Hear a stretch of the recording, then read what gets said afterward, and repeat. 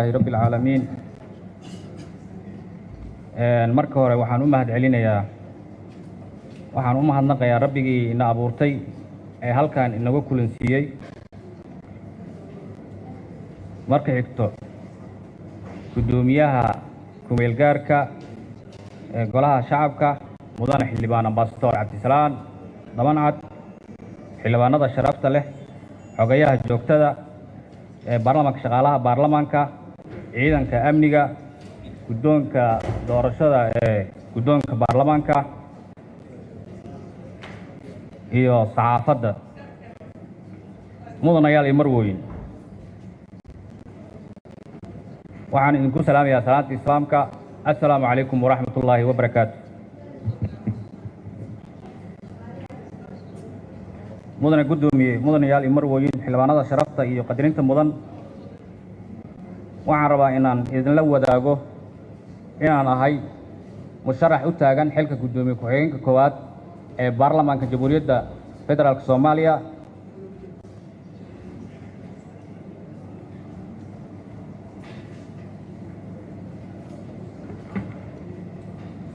waxaan maanta hortiina u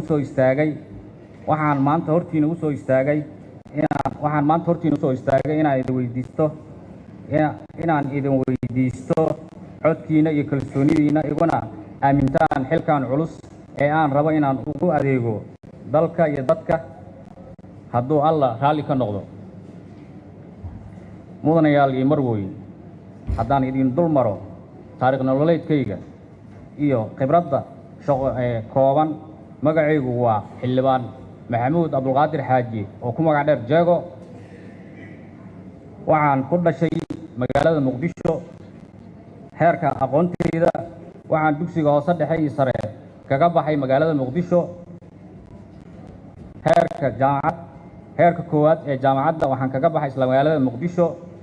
xilalka iyo shaqooyinka aan ka soo qabtay dalka waxaan muddo 13 sano ka soo shaqeeyay hay'adaha amniga laga soo bilaabo 2009 ilaa 2022 shantii sano ee ugu dambeysay waxaan ku soo maray xilal kala duwan hay'adaha amniga sida taliye ku-xigeenka NISA ee gobolka Banaadir waxaan ahaa markii ugu dambeysay oo muddo aan ka shaqeynayay badbaadinta nafta iyo muwaadiniinta hantidooda waxaan ahaa taliye ku-xigeenkii booliiska gobolka Banaadir mudanayaal iyo marwooyin sida aad markhaati ka tihiin dalkeena wuxuu ku jiraa xaalad aan caadi ahayn sababaha aan u doonayo inaan xilkan u qabto ayaa ah kadib markii aan dareemay in aan noqon karo qof waajibkiisa gudan kara suurto gelin kara waajibaadka shaqo ee golahani u leeyahay waajibaadka shaqo ee golahani ugu baahan yahay hoggaanka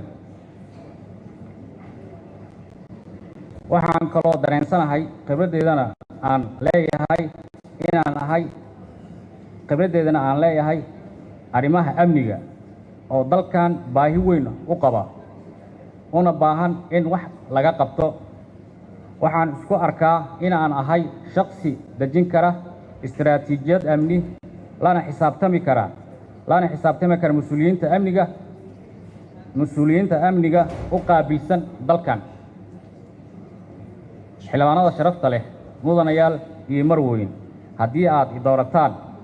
iguna aamintaan codkiina xilka guddoomiye ku-xigeenka koowaad ee golaha shacabka waxaan ballan qaadayaa inaan yeesho sifaadka soo socda waxaan idin ballan qaadayaa inaan ku shaqayn doonin aragti qofeed ee aan ku shaqayn doono sareynta sharciga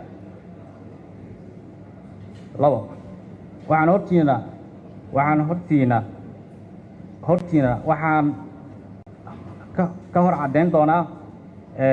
waxaan aragti doonaa gacantaag ama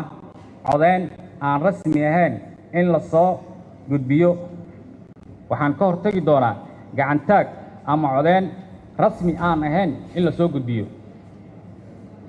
in aan noqon doono shakhsi difaaca jiritaanka awooddiina dhagaysta kuna shaqeeya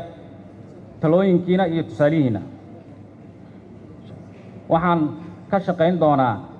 shaqayn doonaa in gobolkan Banaadir uu helo maqaam iyo matalaad dhab ah. ugu dambayn, waxaan si xushmad iyo qadarin ay ku dheehan tahay idinkaga codsanayaa inaad codkiina iyo kalsoonidiina isiisaan si aan gacan uga geysto wax ka qabashada baahiyaadka loo qabo xildhibaano gudan kara waajibaadkooda kana wada shaqayn kara horumarinta dalkooda. waxaan rabaa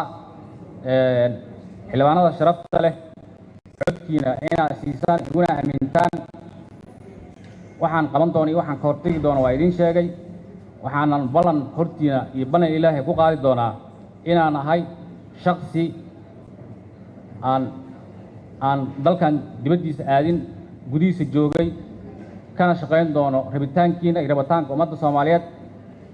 waxaana go'aan ii ah sareynta sharciga. wabilaahi tawfiiq. waa mahadsantihiin.